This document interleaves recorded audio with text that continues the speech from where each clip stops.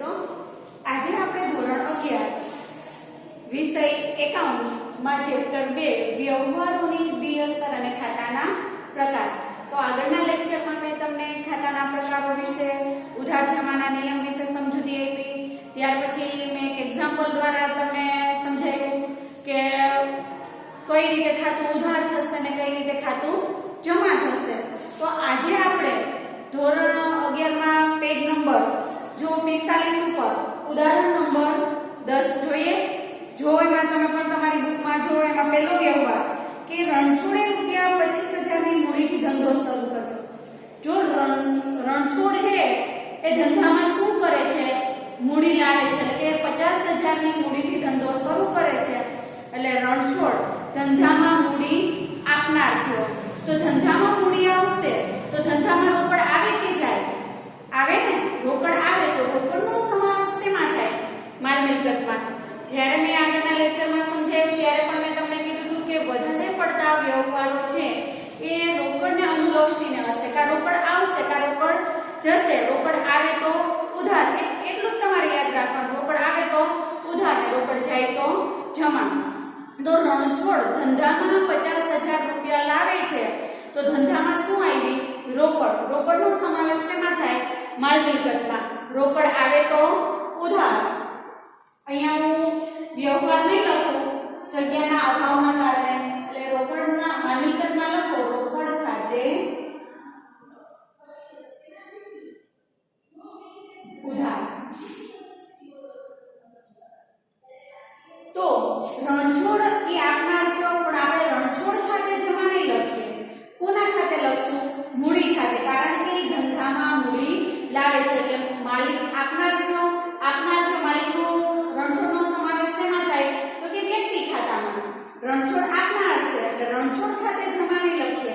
જો ખાસ યાદ રાખજો કોના ખાતે લખશું? મૂડી ખાતે. મૂડી ખાતે જમા. પેલો વ્યવહાર સમજાઈ ગયો કે રણછોડ રૂપિયા 50,000 ધંધામાં લાવી ધંધો શરૂ કરે છે એટલે ધંધામાં રોકડ આવે છે એટલે રોકડ ખાતું શું કર્યું આપણે? ઉધાર કર્યું. રણછોડ આપનાર છે એટલે મૂડી ખાતું શું કર્યું? જમા.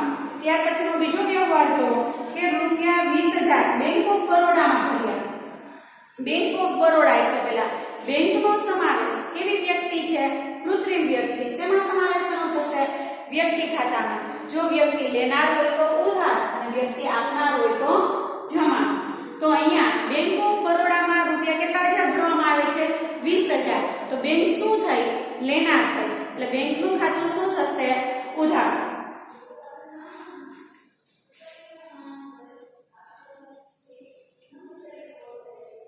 બેંક ઓફ બરોડા ખાતે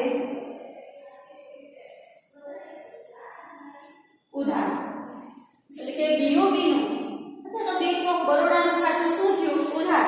કારણ કે બેંક શું છે? લેનાર છે. કેવી વ્યક્તિ છે? તો કે કૃત્રિમ વ્યક્તિ છે. હવે તમે બેંકમાં નાના ભરો છો તો તમારી પાસેથી શું જાય છે? રોકડ. રોકડ જાય તો જમા. રોકડનો સમાવેશ શેમાં થશે? માલ મિલકતમાં. એટલે રોકડ જાય છે એટલે રોકડ સાથે શું લખવાનું?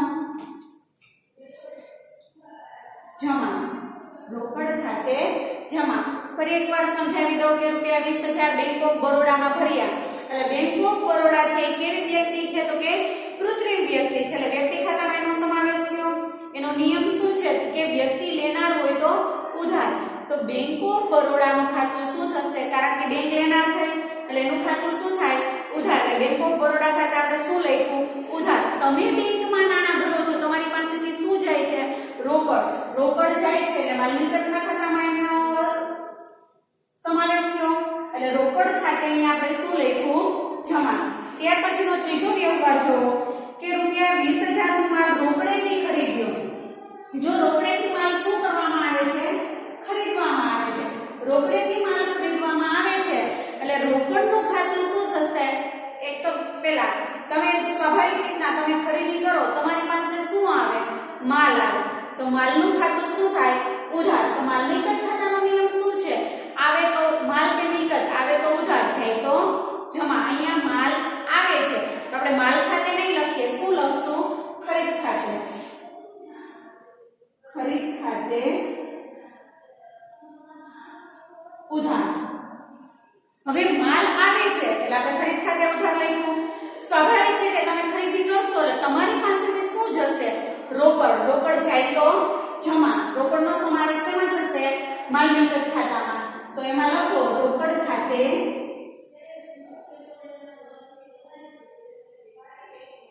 જમા.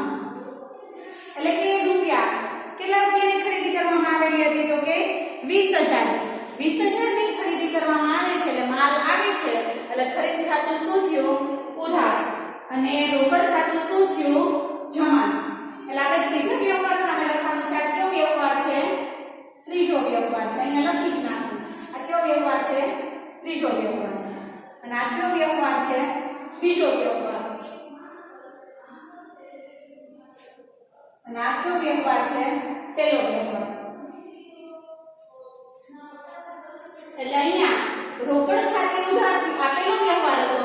રોકડ ખાતે ઉધાર એટલે મૂડી ખાતે જમા થયું. બીજા વ્યવહારમાં બેંક ઓફ બરોડા ખાતે ઉધાર થયું અને રોકડ ખાતે જમા. ત્રીજા વ્યવહારમાં ખરીદ ખાતે ઉધાર તે રોકડ ખાતે જમા. ત્યાર પછીનો વ્યવહાર છે કે રૂપિયા 6,000 નો માલ રાધાને વેચ્યો. જો રાધાને વેચવામાં આવે છે તો રાધા એક પ્રકારની શું થઈ? વ્યક્તિ. તેનો સમાવેશ શેમાં થશે? વ્યક્તિ ખાતામાં. રાધા વ્યક્તિ છે એટલે રાધાનું ખાતું શું થાય? ઉધાર. જો રાધાને વેચવામાં આવે છે એટલે રાધા લેનાર થઈ. વ્યક્તિ ખાતાનો નિયમ શું? લેનાર ખાતે ઉધાર તે આપનાર ખાતે જમા. હવે રાધાને વેચવામાં આવે છે એટલે રાધા લેનાર થઈ એટલે રાધાનું ખાતું શું થશે? ઉધાર. અહીંયા આપણે જગ્યાના અભાવના કારણે આવી રીતના લખશું. નહીંતર એક વ્યવહાર લખીને તમારે લીટી મારી દેવાની, ત્યાર પછી બીજો વ્યવહાર લખવાનો. પણ જગ્યાના અભાવના કારણે આપણે આવી રીતના લખશું.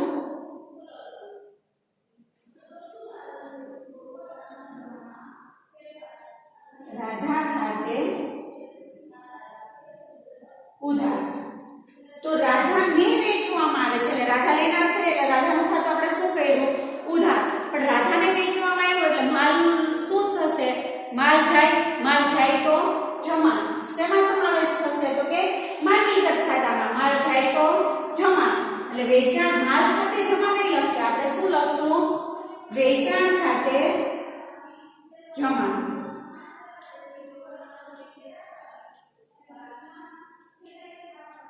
ભૂલ ન થાય એટલા માટે મેં અહીંયા તમને ક્રમ આપી દીધા છે કે ક્યાં આ બીજો વ્યવહાર છે, આ ત્રીજો વ્યવહાર છે, આ પહેલા વ્યવહારની અસર છે.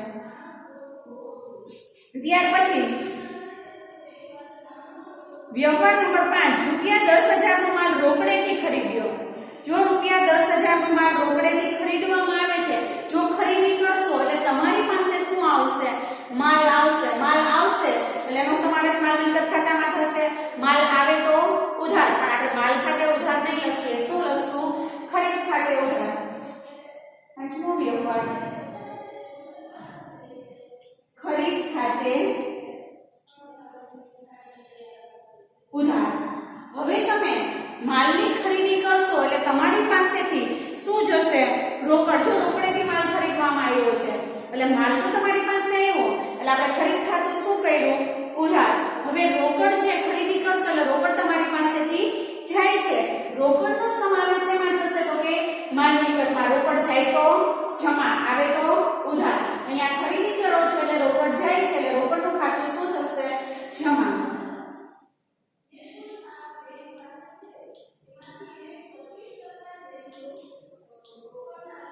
રોકડ ખાતે જમા. સમજાણું?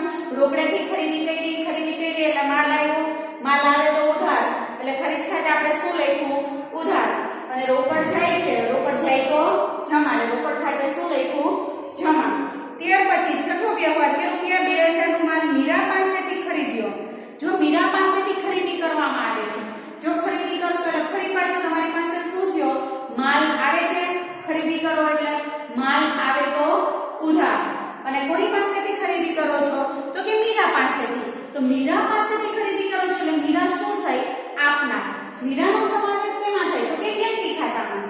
આપનાર વ્યક્તિ હોય તો એનું ખાતું શું થશે? જમા. એટલે મીરાનું ખાતું શું થાય? જમા. પણ તમારી પાસે માલ આવે છે એટલે રોકડ ખાતું, માલ આવે છે એટલે ખરીદ ખાતું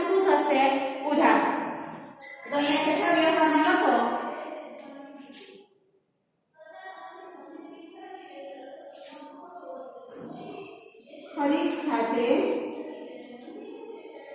ઉધાર. હવે કોની પાસેથી ખરીદવામાં આવતો હતો? તો કે મીરા પાસેથી. તો મીરા શું છે? તો કે આપનાર છે, વ્યક્તિ છે. પણ વ્યક્તિ કેવી છે? તો કે આપનાર વ્યક્તિ છે. આપનાર હોય તો ઉધાર જમાનો નિયમ યાદ છે ને તમને? વ્યક્તિ આપનાર હોય તો એનું ખાતું શું થશે? જમા. એટલે મીરા આપનાર છે એટલે એનું ખાતું શું થશે? જમા. એટલે અહીંયા આપણે શું લખશું? મીરા ખાતે જમા. સમજાઈ ગયું? મીરા પાસેથી માલ ખરીદવામાં આવે છે એટલે આપણી પાસે માલ આવે છે એટલે ખરીદ ખાતું આપણે શું કર્યું? ઉધાર. અને મીરા છે એ આપનાર છે એટલે વ્યક્તિ ખાતાનો નિયમ શું છે? મીરાનો સમાવેશ વ્યક્તિ ખાતામાં થાય ને એટલે મીરા આપનાર છે એટલે મીરાનું ખાતું આપણે શું કર્યું? જમા. ત્યાર પછી સાતમો વ્યવહાર કે રૂપિયા 1000 નું ફર્નિચર ખરીદ્યું. જો ફર્નિચર હોય તો તેનો સમાવેશ શેમાં થાય? તો કે માલ મિલકત ખાતામાં. મિલકત છે ને એક પ્રકારની ફર્નિચર ખરીદશો એટલે તમારી પાસે માલ આવતો હતો એટલે આપણે ખરીદ ખાતે લખ્યું. અહીંયા તમને મિલકત આવે છે. કઈ મિલકત આવે છે? તો કે ફર્નિચર. આવે તો ઉધાર, જાય તો જમા. અહીંયા મિલકત તમારી પાસે આવે છે એટલે ફર્નિચરનું ખાતું શું થશે? ઉધાર.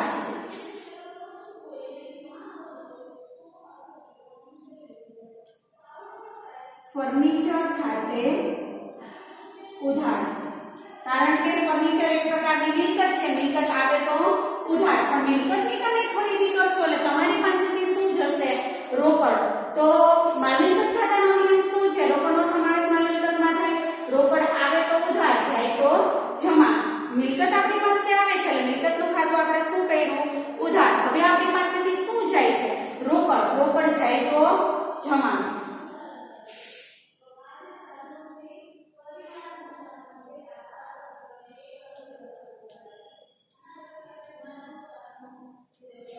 સમજાઈ ગયું? ફર્નિચરની ખરીદી કરી, મિલકત આપણી પાસે આવી એટલે મિલકતનું ખાતું, ફર્નિચરનું ખાતું આપણે ઉધાર કર્યું. ખરીદી કરી એટલે આપણી પાસેથી રોકડ જાય છે એટલે રોકડ ખાતે શું લખ્યું? જમા. ત્યાર પછીનો વ્યવહાર છે આઠમો કે રૂપિયા 300 નો પરચુરણ ખર્ચ થયો. જો અહીંયા કયું દીધું છે? પરચુરણ. એટલે કે જે તમારે જે કઈ ખાણીપીણીનો ખર્ચ થાય છે, ભેળ ખાવ, ગમે ખાણીપીણી કે કોલ્ડ ડ્રિંક્સ પીધું તો આ બધા તમારા પરચુરણ ખર્ચ કહેવાય. કોઈ પૂજાનો ખર્ચ થયો હોય તો આ પરચુરણ ખર્ચ કેટલો થાય છે? 300 રૂપિયા. તો એ ખર્ચનો સમાવેશ શેમાં થાય? તો કે ઉપજ ખર્ચમાં.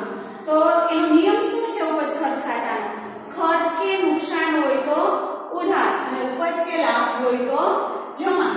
તો અહીંયા પરચુરણ ખર્ચ છે એક પ્રકારનો ખર્ચ થયો એટલે એનું ખાતું શું થશે? ઉધાર.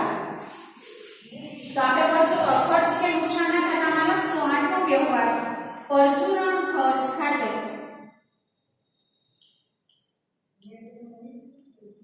ખર્ચ ખાતે ઉધાર. હવે પરચુરણ ખર્ચ કોઈ પણ પ્રકારનો ખર્ચ તમે કરશો એટલે તમારી પાસેથી શું જશે? રોકડ. રોકડ જાય તો જમા. રોકડનો સમાવેશ માલ મિલકતમાં થાય એટલે રોકડ જાય છે તમારી પાસેથી એટલે રોકડનું ખાતું શું થશે? જમા.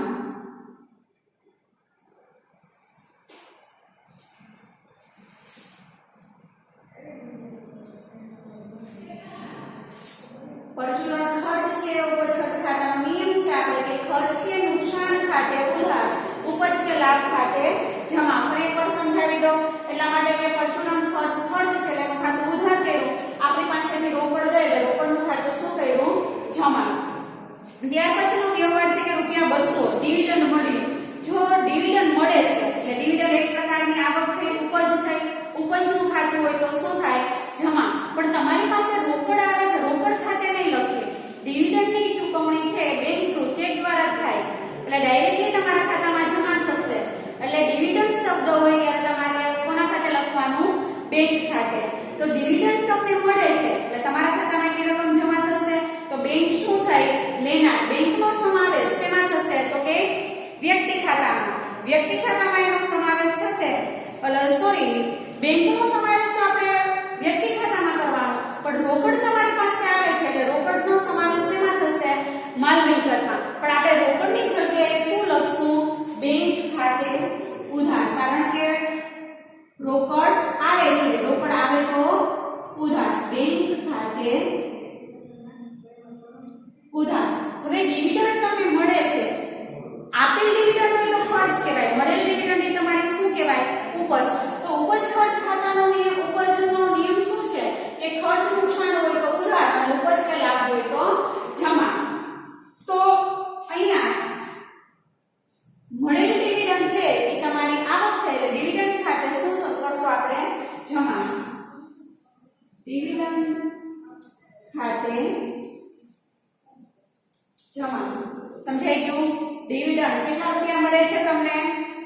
200 રૂપિયા ડિવિડન્ડ મળે છે એટલે તમારી પાસે રોકડ આવે છે એટલે રોકડ ખાતે ઉધાર. પણ આપણે રોકડ ડિવિડન્ડ છે, જો ડિવિડન્ડ હોય ત્યારે તમારે રોકડ શબ્દો વાપરવાનો નહીં, પરંતુ શું વાપરવાનો?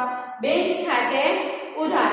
અને તમારી પાસેથી ડિવિડન્ડ તમને મળે છે એટલે ડિવિડન્ડ તમારી ઉપજ થઈ એટલે ડિવિડન્ડનું ખાતું અહીં આપણે શું કરશું? જમા.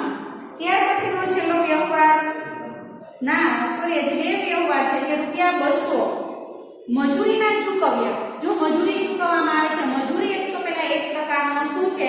ખર્ચ. તો આપણે નિયમ સમજી લઈએ કે ઉપજ ખર્ચ ખાતાનો નિયમ શું છે? તો કે ખર્ચ કે નુકસાન હોય તો ઉધાર અને ઉપજ કે લાભ હોય તો જમા. તો અહીંયા મજૂરી એક પ્રકારનો ખર્ચ છે એટલે ખર્ચનું ખાતું શું થશે? ઉધાર. મજૂરી ખાતે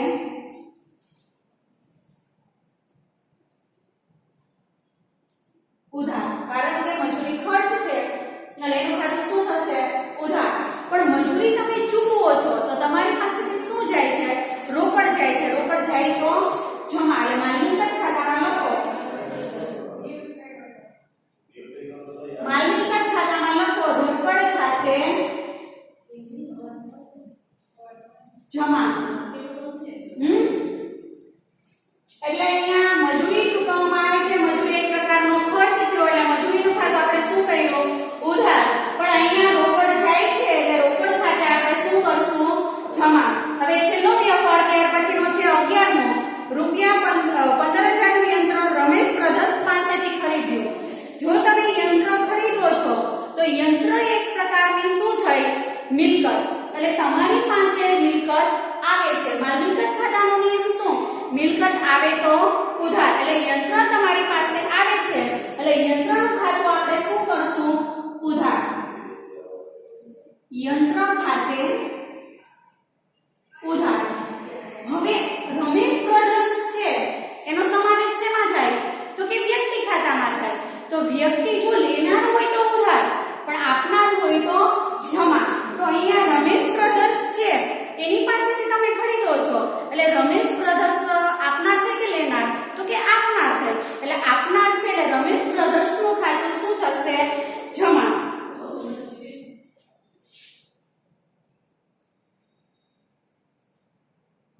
રમેશ બ્રધર્સ ખાતે